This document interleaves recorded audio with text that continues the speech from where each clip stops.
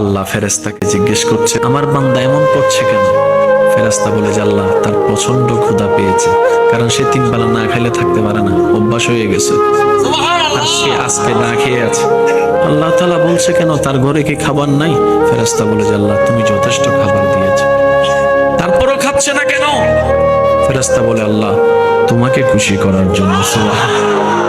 শুধু তোমাকে খুশি করার জন্য ফ্রিজ ভর্তি খাবার, তার হাত ওখানে যাচ্ছে না, বুক তৃষ্ণায় ফেটে যাচ্ছে, 3টা বোতল আছে ফ্রিজের, সে একটু স্পর্শ করছে না, সে তাকায় আছে কখন তোমার হুকুম আসবে, মুয়াজ্জিন আজান দিবে, মাগরিবের আজানের সাথে সাথে সে খাবারটা খাবে।